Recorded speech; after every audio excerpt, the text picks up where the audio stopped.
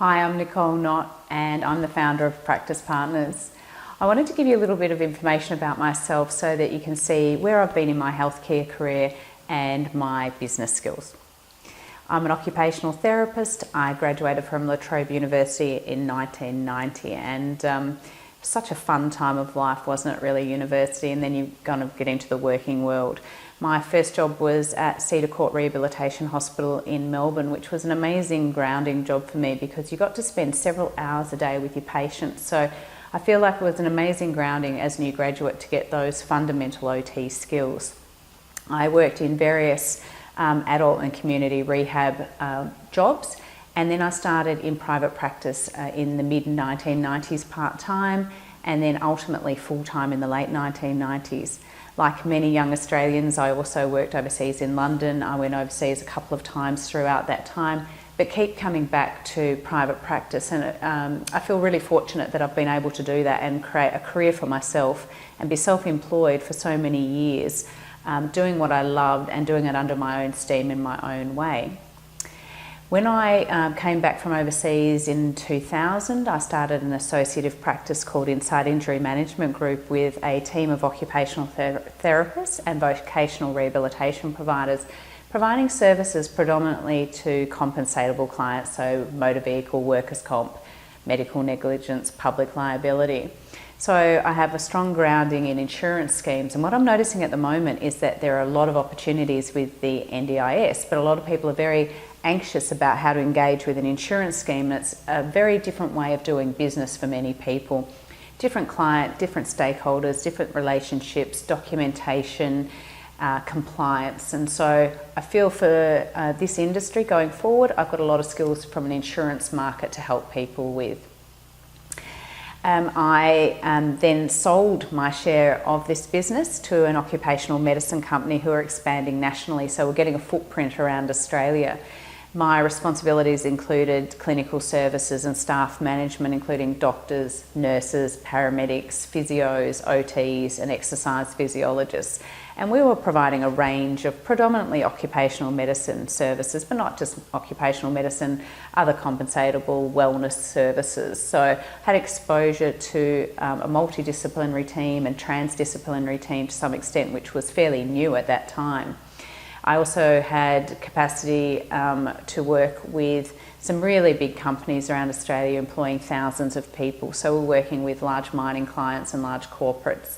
So exposure to proposal writing, contracting and procurement processes.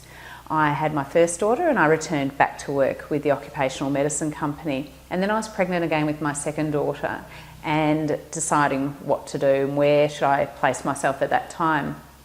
And I was really torn. I was loving what I was doing, but I also wanted to kind of have that flexibility and autonomy that I'd had very much in private practice.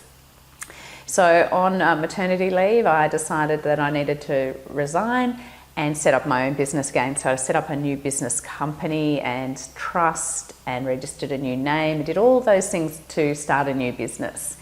And then I had the opportunity to tender for a large healthcare contract. And whether it was mad or genius, I'm not sure, I tendered for that with a 5-month-old baby. I borrowed $100,000 and I developed that business into the business I have today called SiteMed, and we provide medical and emergency response services around Australia. That company predominantly provides on-site paramedics and fire and safety officers for construction, mining, rail and any kind of out-of-hospital environment where it's hard to get access to the state ambulance or state fire service in a timely manner. So that business has required a lot of compliance. So obviously we need to comply with the health department, poisons permits, which allows me to hold certain medical drugs, and also to comply with systems required by mining companies that we work with. So I work with subsidiaries from Rio Tinto, I've worked with BHP, I've done work for large construction companies, and they all require you to have quality systems and safety systems and environmental management systems. So what happened over time is because I needed to comply with those things and understand them, I spent a lot of time in that space behind the scenes of my business and wasn't really forward-facing, working with our clients or customers, and certainly not really seeing patients. So I was doing a little bit of true OT private practice, and then I got back into more mentoring and supervision and engaging with my profession again. And I realised I had become so disconnected from why I had gone into healthcare in the first place and into OT. I was totally disconnected from my caring side, from my capacity building side in terms of creating wellness and opportunity for others. And I realised I was really missing it. And I wanted to reconnect with my industry and with my profession, and also impart some of those skills that I knew people really needed to help them in the new world of healthcare. So particularly things like NDIS, my aged care. We've got really informed consumers now. Everyone's on Dr. Google.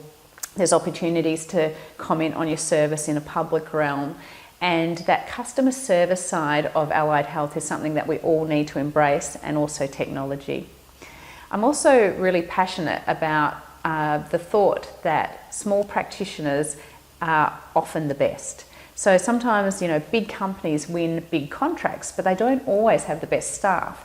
So now we've got a situation with cheap technology, social media, where small companies can operate like big companies with great systems to put them in front of clients and win business. So my passion is empowering others and creating capacity in others, and that's why I went into OT in the first place. Now I'd like to share that with my colleagues in healthcare to make sure that we provide great healthcare for our patients, but that we also look after our own health and well-being and make a great income and lifestyle. So I'm glad we've found each other. I'm really hoping that you'll get a lot out of this program. So welcome to Praktis Startup.